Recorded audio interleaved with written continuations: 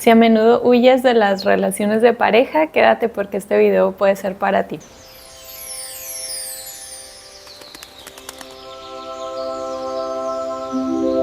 Yo soy Priscila y juntos estamos explorando una serie de videos acerca del libro Mujeres que corren con los lobos.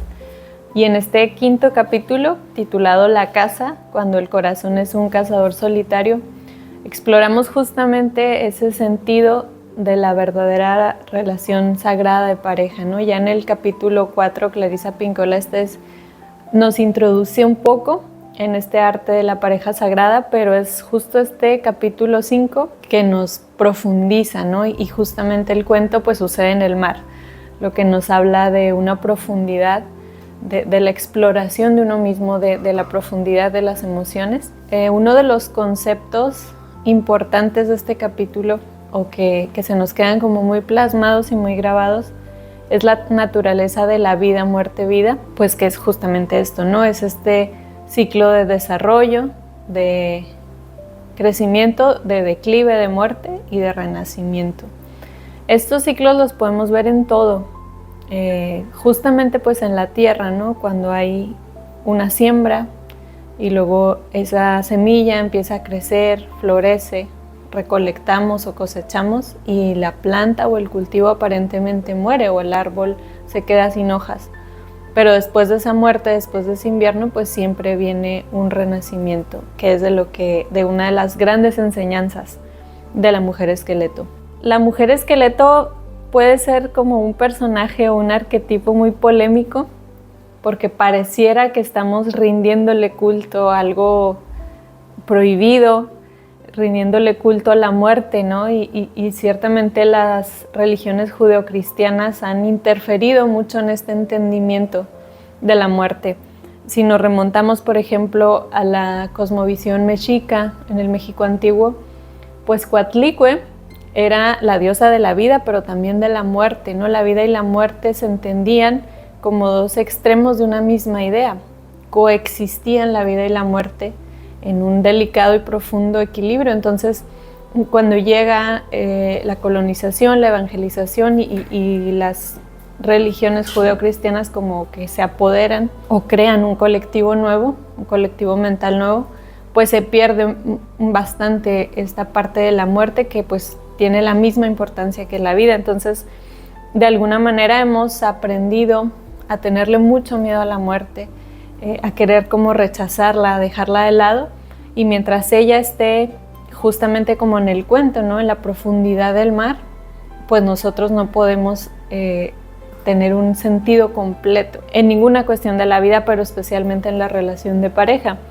Entonces es mucho desenterrar este personaje, ¿no? Tenemos mucho miedo a la muerte inminente cuando vemos en la relación de pareja que se acerca, cuando alcanzamos a ver su cráneo, pues queremos salir corriendo porque le tenemos mucho miedo a la muerte. Creemos que el hecho de que ella llegue significa un final definitivo para la relación, pero es mucho más que eso, ¿no? Ella nos entrega una sabiduría muy profunda para quien se atreve a estudiarla, a ser su alumno, su alumna, y esto le da una plenitud muy diferente a la relación de pareja. Entonces, para quien verdaderamente quiere construir una relación plena, una relación provechosa, una relación satisfactoria para ambas partes, pues inevitablemente tendrá eventualmente que aprender de Doña Muerte, ¿no? De la mujer esqueleto.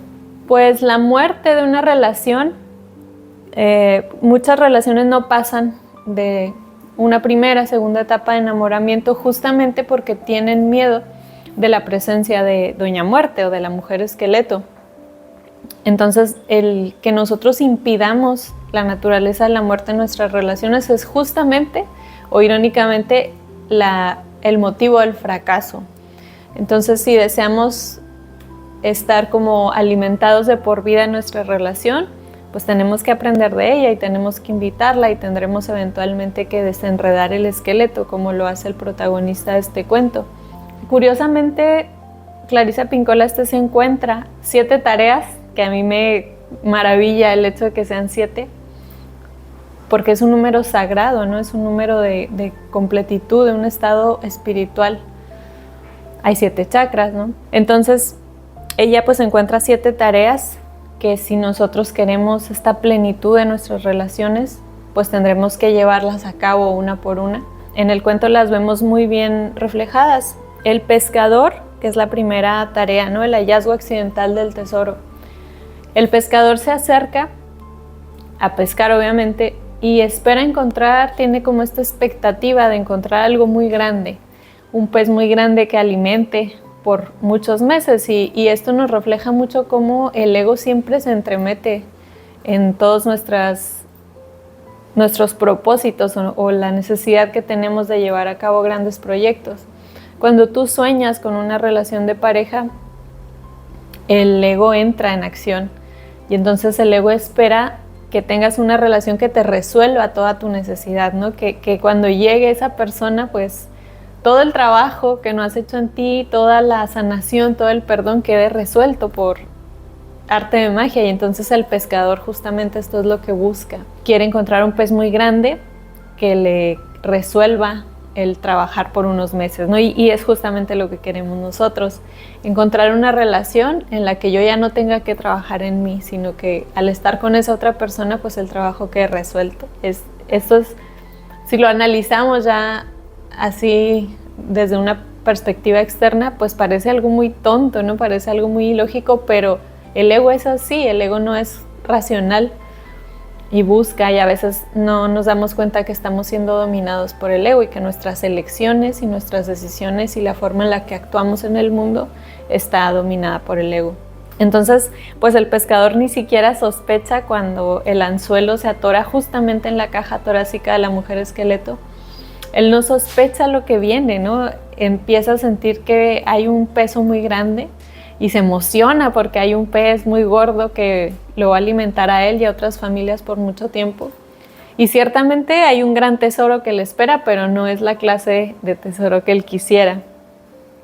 ¿Y cuántas veces nos pasa esto en la vida?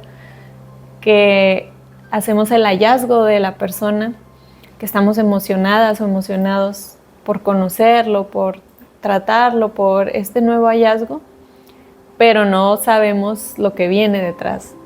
Y cuando nos damos cuenta, pues entonces llega esta parte de la persecución, cuando él empieza a jalar la caña de pescar y se da cuenta y empieza a ver que es un esqueleto. Entonces se asusta. Y esto cuántas veces sucede en las relaciones, que cuando empiezas a reflejarte, cuando el otro te empieza a mostrar esta parte no bella de ti mismo, de ti misma, pues como que quisieras huir mejor.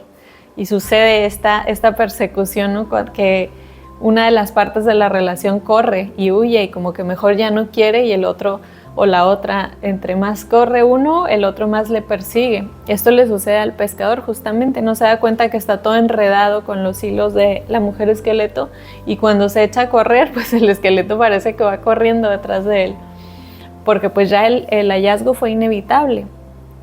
Entonces ahora pues toca como tolerar, como esperar que este susto se pase, ¿no? No podemos estar todo el tiempo en esta dinámica de huir o de perseguirnos.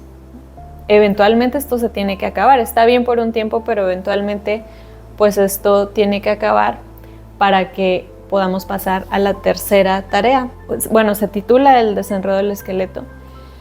Y para mí es una de las partes medulares del cuento y de la enseñanza, porque una vez que el pescador se lleva al esqueleto a su casa y una vez que como que el susto se va pasando, él empieza a la luz de las velas a ver el esqueleto con una gran compasión y empieza a ver la belleza en lo no bello, ¿no? Es irónico, pero así sucede. Él se atreve a ir más allá. Y esto a mí me parece que es un acto alquímico muy poderoso, porque cuando mi pareja me refleja algo que me duele, cuando a veces puedo tener una reacción muy exagerada, que no entiendo bien por qué es así, y yo me atrevo a ir más allá de la reacción y me atrevo a ver la herida que hay detrás, pues yo estoy viendo lo no bello, Y cuando acariciamos y cuando de alguna manera mimamos esta parte no bella, no mimarla en el sentido de consecuentarlo, de permitirnos que esto siga sucediendo, sino en un sentido de sanarlo con amor, con comprensión y con compasión, pues entonces empieza a suceder la magia. El pescador como que empieza a sentir un poquito de lástima por el esqueleto porque está todo desacomodado y con mucho cuidado empieza a desenredarlo, que esto es un acto muy poderoso, ¿no? El desenredo de los huesos. Ya habíamos visto en el capítulo 1 todo lo que los huesos simbolizan y en esta parte es como que acomodarlo, ¿no? A ver, ¿por qué me duele esto? ¿Por qué reacciono de esta manera ante esta situación que aparentemente es tan simple? ¿Qué hay detrás del dolor del otro cuando el otro lo manifiesta? ¿Cómo puedo yo desenredar los huesos? Dice, en la Iglesia Católica dicen que cuando tú te casas, pues te conviertes en una misma carne, ¿no? Entonces, lo que empiezas a sanar tú, lo empieza a sanar tu pareja y viceversa, ¿no? Cuando ayudas a que haya una sanación, pues ocurre la sanación en los dos sentidos. Entonces, esta parte del desenredo del esqueleto es cuando se fracturan o se fragmentan muchas relaciones, porque aparentemente es muy duro y es una tarea cansada y dolorosa y como que pues el ego no quisiera voltear a ver esta parte de la vulnerabilidad, de que nos duele, de la no belleza. El ego quisiera que te sea todo perennemente bello, un poquito como la actitud del cuervo, ¿no? Que solamente busca objetos brillantes, pues el ego es así, quiere solamente lo bello, lo deslumbrante, pero esta parte que está bajo la sombra, porque en el cuento nada está echado al azar y cuando sucede esta acción es durante la noche, ¿no? En la penumbra, en la sombra.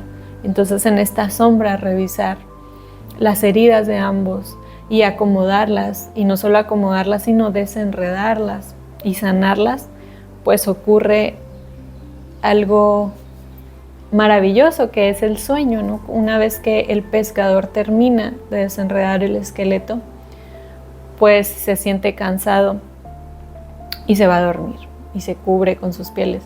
Entonces el sueño es algo muy profundo. No solamente es irte a dormir, sino fíjate tú cuando ves a una persona dormida cómo se ve en un estado de completa inocencia. El sueño justamente nos restaura nuestra inocencia, no solamente de estar libres de cualquier maldad, sino de volver a ese estado en el que actuamos desde lo genuino, donde actuamos desde el amor, donde ya la herida no me mueve, la herida no es lo que me hace reaccionar, no es lo que me hace actuar en el mundo, sino esta inocencia que me regresa al amor es lo que me hace moverme. Y entonces se crea un estado de conciencia muy distinto después del sueño o durante el sueño. A veces nos vamos enojados a dormir y durante el sueño nos liberamos de esa emoción, o tristes, ¿no? Lo que sucede a veces es que despertamos y la mente inmediatamente nos regresa a ese estado, pero muchas veces el sueño te restaura de esas emociones que a veces son molestas, que a veces no has podido superar, y en el sueño pues todo esto sucede de forma casi mágica.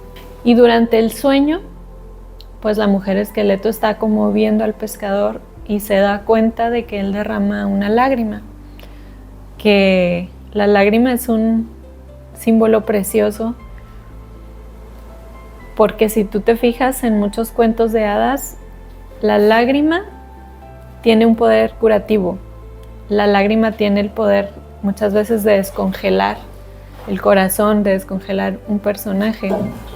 La lágrima también se utiliza como un elemento aglutinante que hace que todo lo demás se mezcle, ¿no? Entonces esta lágrima une todo el trabajo que se viene haciendo. La entrega de la lágrima en la relación es esta fase donde por fin podemos mostrarnos vulnerables, donde por fin mostramos lo que verdaderamente hay. La lágrima viene acompañada de la ruptura del corazón, pero no de esa ruptura dolorosa, sino esa ruptura donde la dureza se rompe y entonces empieza a brotar ahora sí el amor verdadero. Es una fase que es muy complicada o muy difícil de vivir para los hombres, que están acostumbrados a no llorar, a no mostrar la debilidad, y también para mujeres que han estado endurecidas, ¿no? Por ciertas historias, por ciertas heridas. Entonces sucede en esta fase de la relación que lloramos mucho sin saber por qué, que cualquier cosa nos hace brotar llanto y lloramos sin parar. La lágrima es lo que la mujer esqueleto más quiere, y no la quiere para hacerte sufrir o para ningún acto de brujería, no. Ella la quiere porque entiende que cuando por fin nos permitimos esa ruptura, ese llanto, ese romper el corazón, viene la verdadera transformación, que es uno de sus grandes regalos, ¿no? Cuando morimos a algo, pues inevitablemente renacemos en otra cosa. Cuando muere una etapa de nuestra vida, pues otra renace. Y entonces es uno de sus grandes enseñanzas, y tenemos que llegar hasta esta etapa. Tenemos que pasar por las anteriores para lograr esta gran transformación, ¿no? El amor verdaderamente sana, el amor verdaderamente nos transforma, pero tenemos que estar constantemente moviendo al ego para que permita que todo esto suceda. Entonces, la lágrima sacia la sed de la mujer esqueleto y mágicamente empieza a aparecer carne, ¿no? Tendones, músculos en su cuerpo, piel, y ella se transforma en una mujer. Todo esto sucede mientras el pescador sigue dormido, pero le falta algo, y entonces ella toma el corazón del pescador y empieza a tocarlo como un tambor y empieza a cantar, y es entonces que la vida aparece, ¿no? La vida fluye a través de ella. Entonces, pues el cuento encierra esta gran promesa. Entre más tangible es la mujer esqueleto en nuestra vida, pues más se ensancha nuestra vida a cambio. Ella no es ninguna ladrona como hemos creído, ¿no? Que la muerte viene a robarte lo que tú más amas. Ella de ninguna manera quiere hacerte sufrir o nada de esto. Quien sufre verdaderamente es el ego cuando algo se termina, porque el ego no soporta el cambio. El ego no soporta la idea de pensar que algo va a morir porque cree que es el final. Pero no hay ningún final definitivo. Cada final de ciertas etapas nos trae de regalo una nueva etapa, algo nuevo que explorar. Entonces, el corazón representa, para quien va, por ejemplo, a los temazcales, pues es el corazón.